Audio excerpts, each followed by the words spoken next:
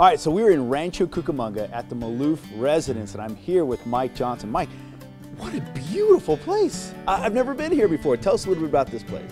Well, you're standing right here in the courtyard of the historic Maloof home. Sam Maloof, as some of you may know, was a very prominent woodworker in this area. And his furniture has graced homes and offices and boardrooms and churches and even museums and prominent places like the White House all over the country. Wow. So he has quite a reputation with his woodwork. This is pretty unique because before we got started here, you said that this place was literally picked up and moved. And where was it moved from, and how do we get to it now? Okay, okay. We actually were sitting right in the way of the new 210 freeway extension. Sam's property was on the corner of Amethyst and Highland Avenue in Alta Loma.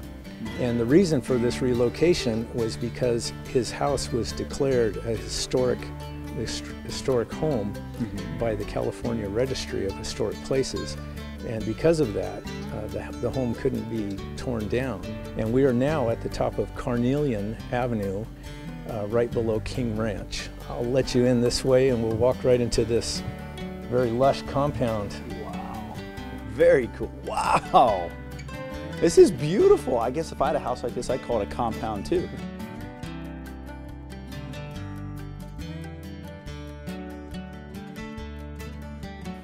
Wow, look at this. There's bricks on the floor. Yeah. Lots of them.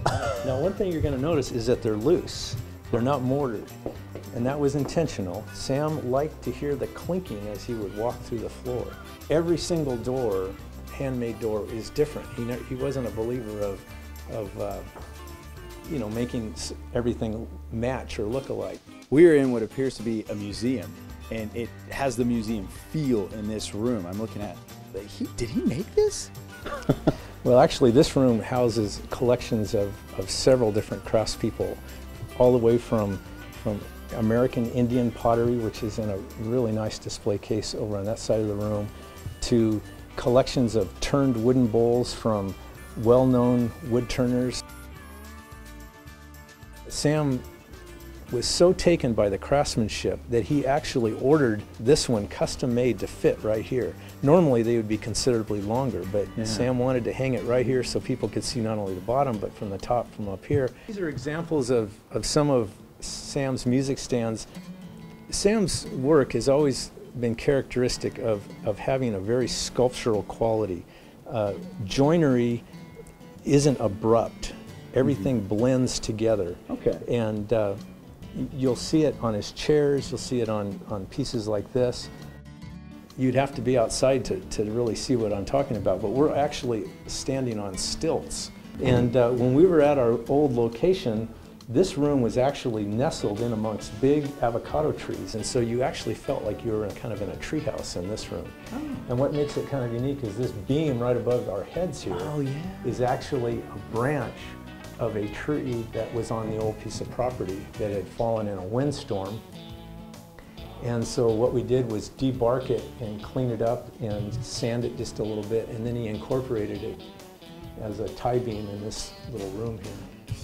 So cool. And then you have like a little bed area back there? Sam liked to take naps, and this is one of his little napping cubbies. And now we're looking over here into what used to be Alfreda's sewing room. It's kind of changed into a sitting room. As you work your way this way, we're actually coming up into what we call the tower room, and this tower was actually built to let light into this part of the house.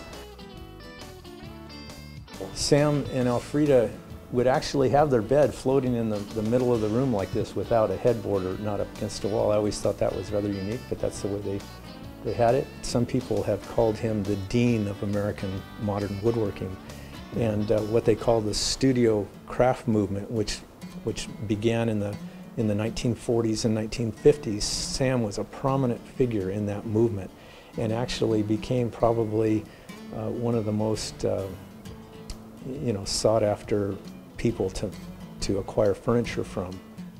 One of the things that the public will see when they come to tour the museum here is actually the largest single collection of Maloof furniture that you'll see anywhere in the world. This stairwell, did he create this? Yeah, This room actually was originally Alfreda's office, the business office, but when we moved her out into another room, this actually became a room that he could have guests up on this sleeping loft, and so he created this spiral staircase, and I actually had the opportunity to help him on that. The banister of this staircase is just laminated out of landscaping redwood binder board. What you're looking at is the cross-section of a Tasmanian eucalyptus burl. And these came to us cut about this thickness and stacked just the way they were cut from a burl. A burl is usually a big kind of growth that is usually down towards the base of certain trees.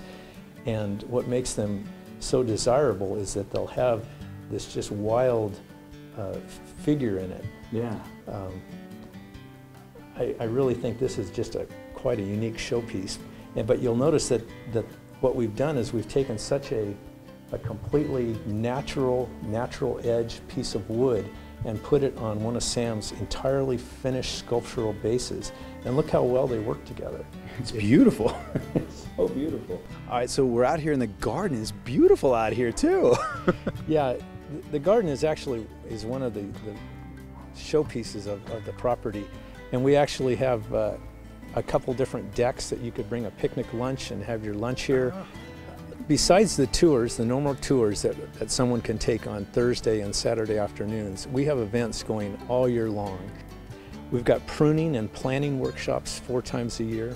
We've got exhibition openings in our gallery, and they're in the spring and the fall. We've got the Mexican folk art, and we got community open house in January. As you can see, there's something happening here all the time. We, as the woodworking shop, cooperate with the foundation on is accommodating school woodworking classes to come through. I think it's something that gives the students an opportunity to see something completely different than what they're used to seeing. Sure. This has been an awesome visit. I really appreciate it, and I'm honored to be here, and thanks for sharing this, and by all means, come check it out in the Inland Empire right here in Rancho Cucamonga. Thanks again, I appreciate it.